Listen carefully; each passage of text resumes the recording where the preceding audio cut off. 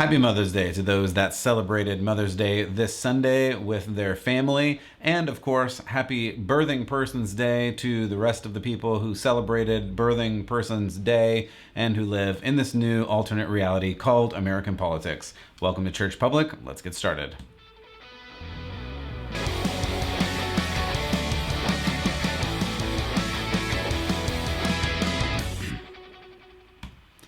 Again, welcome back to Church Public. I am so glad that you have joined us here today. My name is Matt, and I appreciate your support, prayer, and otherwise. We are doing this on a shoestring budget at the moment, just trying to bring you the news that connects faith to culture. There is so much going on in culture. Culture is moving so fast that I'm personally just working really hard to connect all of these dots and help you understand how you can get involved and how you can live in this world and really understand how you're supposed to follow Jesus and exist in this more and more kind of crazy world that's happening. So check us out at churchpublic.com, at iTunes, Spotify, Google, all the socials, and give us a like, give us a subscription, and help us out if you can. Again, thank you so much for being part of this. So as I mentioned, happy Mother's Day. I hope that you had a great day celebrating. If you are a mother, if you have a mother, and if not, I do feel for you. And I know that this is it's not always a happy day because of some of life's circumstances that happen with the tragedy of this life. So I do appreciate and commend that to you. If you had been watching the news, or it probably wasn't on most of the news, again, I tend to try to find things that connect to our culture, and mainstream news often doesn't report the things that are, I think, most apropos. At any rate, this happened right before Mother's Day. This was, I think, interesting, rather strange, perhaps, if you will, that now we have birthing people. So it was Mother's Day, and it was all about Mother's Day. And then now it's not just women who can be mothers, apparently, because now we have birthing people. And no, I'm not kidding. This is really things that have happened. So we had some politicians right before the weekend discussing the new oppressed class of birthing people. Let's take a look. I am committed to doing the absolute most to protect Black mothers, to protect Black babies, to protect Black birthing people, and to save lives. How does one of the most medically advanced nations in the world continue to fail Black birthing people at such high rates? Let us recommit our efforts and support to ensure that every birthing person across this nation is empowered and feels safe in making that wonderful and exciting decision to become a mother. All right, so that was the new oppressed class, the birthing people, and unfortunately that, I guess, includes more than just women, because now more than women can give birth. Again, these definitions just get a little fuzzy and hard to understand. The reason this is important is not that these politicians are fighting for undervalued people in society, because that seems like a good thing, but they're trying to remake society with a different definition of family, men, women, etc. And once you remove, we've talked about this before, once you remove the actual definitions of reality, then you can't actually live in reality, and you can't actually have conversations about real things and discuss real ways to solve problems. This has real life consequences beyond just the trans sports issue that we talked about before, or doctors not knowing whether you're biologically a man or a woman, which is an issue. Even some reality is bending. For instance, there are people who believe that Caitlyn Jenner, a biological man who now identifies as a woman, can be a conservative or Republican governor of California. And Caitlyn is running to be governor of California. Conservative, by definition, is supposed to conserve values, to conserve morality, to conserve the things of the past that helped society go forward. Pretending that you are a woman trapped in a man's body is not a biblical value, and it's not a standard moral value, and therefore it cannot be, by definition, conservative. And if Caitlyn wants to run, fine, I don't care. And really, Caitlyn is probably going to win, because that would just be a notch in the story of California.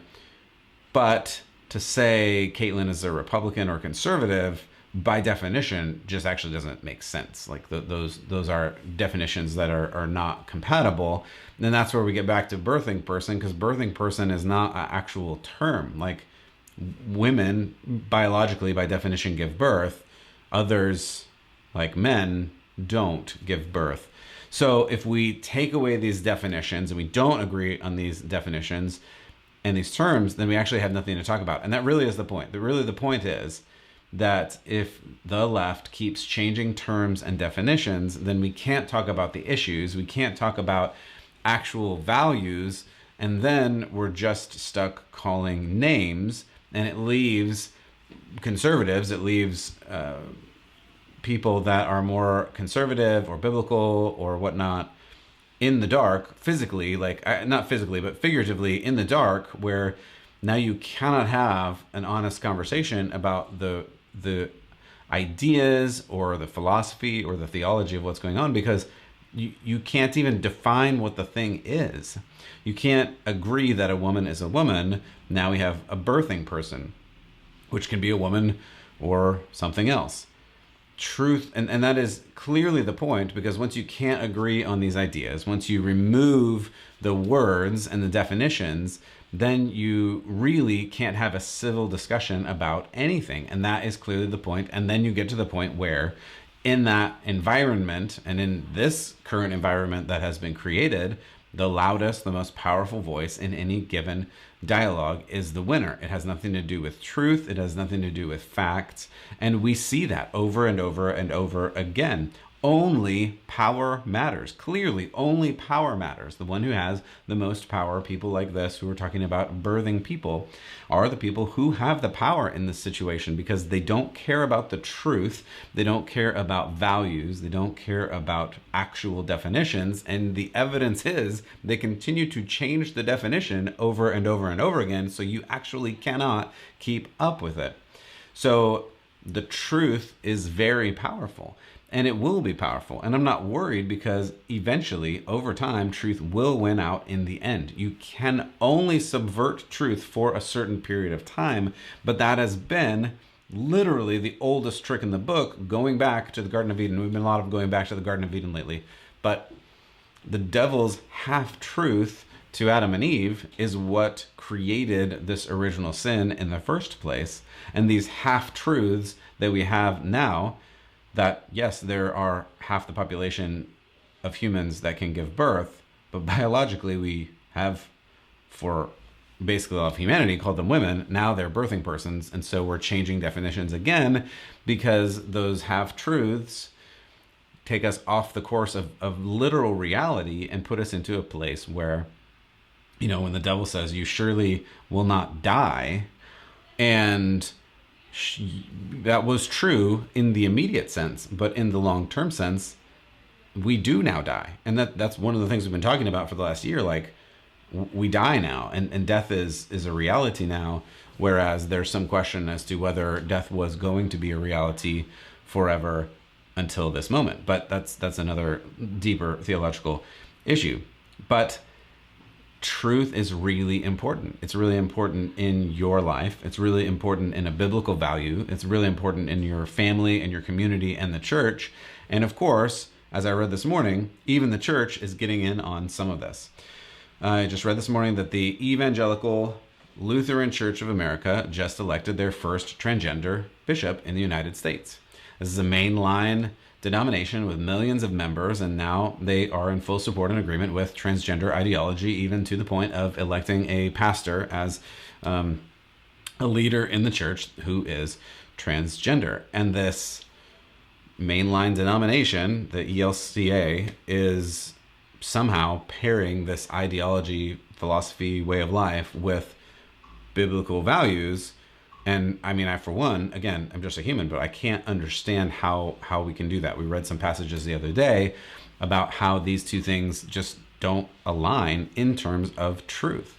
But I totally understand it in terms of the devil and half-truths. Just as we talked about with the garden, And we can talk about with Jesus, one of the things the devil did with Jesus when Jesus went into the wilderness was 3 times come to Jesus and literally quote scripture to Jesus saying, follow this scripture and your dreams will come true, the devil says to Jesus. And Jesus, being Jesus, quotes another scripture back that is the fullness of scripture and represents the fullness of scripture, which clearly illustrates the half scripture, the half truth, the out of context word that the devil gave was not true. And we hear these scriptures. There are churches using some scriptures. There are people using some scriptures to justify actions, but they're not using full scriptures. And you have to. You can't just pick things out. We talked about this before, that if you just take part of the Bible and you take this part and this part and this part and say, I don't like these other parts, so we're just going to put those on the shelf away, then you're not a Christian, you're not a follower of Jesus, you're not even really believing in the fullness of the Bible, you're just making up your own religion. And as we've talked about, if you have your own thing, then it's not God's thing, and you are now in the place of God. That's bad, that never ends well for anybody. So the devil has deceived people like this, again, literally since the beginning of humanity, and continues to do so, and appears to be, I don't know, it's not necessarily ramping up, because, again, I was reading from the Screwtape Letters the other day that, these things have been taking place since the beginning of time, but it feels to me like it's increasing, at least in the way that people are accepting these lies and accepting these half-truths and believing them to be the truth or something, or not thinking enough to know that they're not truths, or maybe not knowing the Bible enough. That's why I keep coming back to, like, it's really important for you to read the Bible. It's really important for you to help your kids read the Bible. It's really important for the people in your community, your friends, your workers, co-workers, anybody that you can influence. Like, have them read. You read. Don't take my word for it. Don't take anybody's word for it. The words are there. They've been there for, in some cases, thousands of years. Read these words and then come to your own conclusions. And I want to help you make sense of those. I've done a lot of studying and I'm happy to help. But you don't have to take my word for it, and you don't have to believe me. Like, that's fine. Find out this way. I believe so strongly in the power of God and the power of the Bible that I'm not afraid of you looking into the truth of this matter yourself. I think if you look into this yourself, just as one author wrote in The Case for Christ, a lawyer who pursued some biblical values, all of a sudden found this. And even C.S. Lewis was famously against God for a while, but the studying that he did brought him closer, not further. So I'm not afraid of you challenging, and I don't think God is afraid of you challenging him and leaning in. I think a lot of this comes from just kind of ignoring God and putting God on the side, or making up your own thing and then pretending like that's real and pretending like that's the real thing. So again, when we do these weird statements as a culture, as a society, like birthing people and try to put people into a different place, I really think it's an alternate reality. It's an alternate reality physically, because there is no such thing. So you really have created this own physical world that's not a world. It's funny to me, ironic, I guess, that the party of science, so-called, is the party that's making up all these words that are very unscientific. And then spiritually, it creates an alternate reality because your soul is now fractured from your body. And it's a real problem. We talked about this the other day, but like, you are created either male or female, and you have a soul, and your soul identifies. Now, again, your feelings might be different. I get that. Your thoughts might be different. We all have issues, and we all tend to lean into things that are not good for us. That's just, again, the reality of humanity. But you are made in a certain way, and you're made in God's image, and you're made in a way that you're supposed to be transformed to be more like God. But if you are doing things that are away from God, against God, making things up that are not physically true, biologically true, spiritually true, then you're not moving towards God. And then you're not moving towards wholeness and completion in who you were made to be. That's just, again, the full picture and the full truth, which this society, which the devil does not want you to hear or know or work through. And that's a really hard place to be. And again, the problem is then we get to this place where we can't even have a conversation about it, because how do you talk about a policy for a birthing person? I don't know, because we haven't agreed on what that is.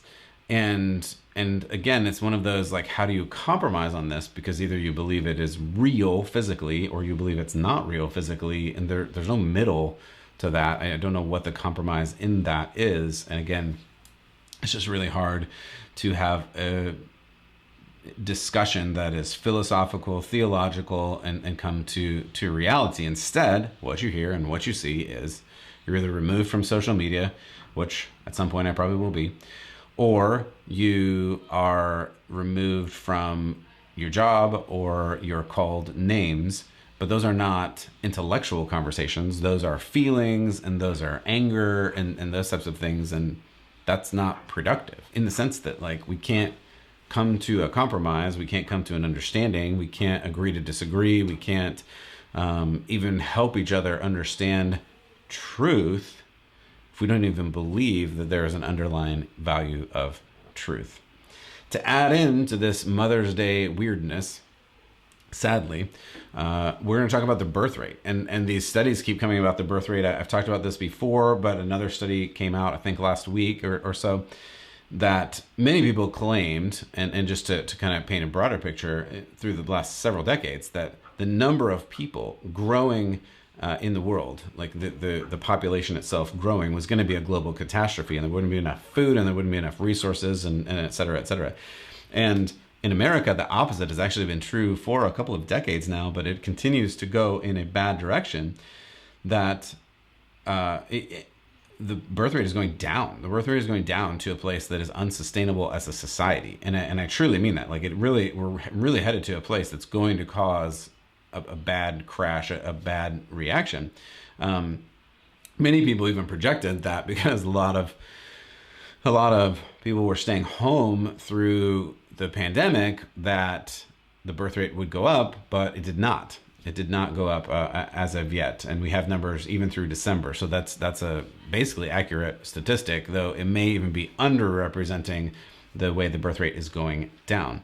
So it's not the case. These are numbers from the CDC's National Center for Health Statistics. The birth and fertility rate is actually at an historic low. It's at least at a rate as low as 1979, if not worse. We're currently around 1.6 something, and that is below replacement rate. Basically, replacement rate means that more people are dying right now than are being born in America. And that's bad. It's bad economically, and you'll hear a lot of economic arguments if you read news about this and see this. And that is a thing. Like, the economy is bad if not enough people are working in the economy. That's true. Many people depend on the younger generation to pay for the older aging generation. Social Security is a really great example of this. And Social Security, basically the younger generation that is working pours into the Social Security so that the people that retire and age out of it then have enough to live on. But unfortunately, we're definitely not at a replacement rate at this point where we can rely on the younger generation. For example, to put some actual numbers to this, in 1945, there were around 41 younger workers for every person that retired, 41 to 1. So that was enough to pour into this economy and to give them Social Security. In 2018 now, the ratio was around 2.8 for every retiree. That is a lot lower, and the number is still going down. Proposed, or at least it looks like the trend is going to be around 2 in a few years as well. And again, economy is a problem of this, but there are bigger problems. The bigger problems are family-centered and ideology-centered and worldview and culture. Like, you can't grow and build a culture if you're not pouring into the children of the culture. The children, to quote a funny movie, I believe the children are the future, but that is actually true. The children are the future, and we have to pour into them. And if there are literally not enough children, then you can't move them culturally, morally, and in my opinion, biblically, towards something more and something greater. There are many theories about why this is happening, whether again, economics on the other side, that it's just too costly to have children, or the global unrest that's happening, or the pandemic. But even before that, just that this is, according to some, a really scary place to bring children into. So why would you bring more children in? I would propose that there's actually a more spiritual issue at play in this dropping birth rate. I think the reason, and I think a big reason that the birth rate is dropping is because of faith. And I think that, and you can actually look statistically through history on this, cultures that were more religious, quote unquote, have had more children, because in those cultures, in those families, you know that though economy is a problem, though you'll never have enough money to pay for your kids, which is true, the kids bring a value, children bring a value to you personally as parents and society that is higher than just flat economy. They bring an emotional and a spiritual value in terms of pouring into them, in terms of literally, as I mentioned, the future. And because when you're religious, especially Christian, you know that you're not worried about eternity. You're not worried about more of the material things. And so you pour into relational things, especially children, because they have more value than the present age. And that makes a difference, because then your society is built on this value of, again, what I would say biblical morality, which is bigger than just built on economy. Because when you build just on economy, or for instance, when your worldview, your system is based on just a humanistic or even an atheistic worldview, or a Darwinian worldview, or Rousseau, however you look at it, then there is no value in children, because children just undercut your bottom line, and or you're too terrified of adding to the chaos of this world, which I mentioned before, which I think that's the reason that people have that view. I think a lot of people do have that view. They don't want to bring kids into this world because it's too unsecure and scary. But the reason they have that value is because we've lost our sense of who we are in God's kingdom. When you have value in God's kingdom, then children are a blessing. When you have no God's kingdom, as Nietzsche said, God is dead, I think one of the actual issues that come out of that, the actual consequences, symptoms, if you were, is that kids are not a blessing. Kids are a burden. And you see that more and more. And you see that with rising abortion rates. And you see that with lowering birth rates. And you see that in another sense in terms of the lowering divorce rate. The divorce rate actually in America has gone down, which sounds like a really good thing. It sounds like great, the divorce rate is going down. But the reason it's going down is there are just not as many people married. And there are definitely not as many people getting married, because the marriage rate has gone way down in America. So the divorce rate naturally has gone down because there just aren't as many people to be getting divorced at the moment, though there still are some. I mean, you just saw Bill and Melinda Gates announcing their divorce over the last week, which I have some other thoughts about, we'll talk about later. Because the bigger point is, all of this is based in your worldview. All of it is based on, do you value having a family, being married, having kids, because of your worldview and your place in God's kingdom? Or do you come up with some other, benefit add to society by having a family, by having kids, by having a spouse? And I mean, even if I try to take myself out of my own worldview and think about that, I don't know. I mean, what is the value? Obviously, you want love and you want to be taken care of and those types of things. But at the end of the day, of course, kids cost more, and they're a ton of stress and all of these things. But again, in a biblical worldview, the benefit, the spiritual benefit to having kids, the eternal benefit to having kids far outweighs any of the current economic downfalls or the current stress of this life. And unfortunately, we're living in a society where people just don't care about that anymore. And you can even see the numbers, as we mentioned, the 40s and 50s and the birth rates then to now. The 40s and 50s really were a pinnacle of especially Christianity in America. And since then, we've been going down. And I think not inconsequently, we're seeing marriage rates and birth rates going down since then, and especially since the 2000s, with this new generation that just doesn't see the value in family, with all of the issues that they've dealt with, and really this spiritual but not religious fervor that they're living with. Again, without God, I don't know. I don't know what they see in it. So I hope that you can first, I'll back up. If you celebrated Mother's Day, thank you. And if you celebrated your mother, who, like, without mothers and their priceless contribution, we all know how much mothers pour into our lives, and how much they give and give and give sacrificially. So thank you to all the mothers. I will definitely say that. But I do want to say that marriage does have a value. Families do have a value. And we need to pour into that more, especially as the church. If you have children, you should talk to them. You should pour your values into them as much as you can. Don't wait for the school or even the church to pour values into them. They'll get some values from church if you go to church. That's true.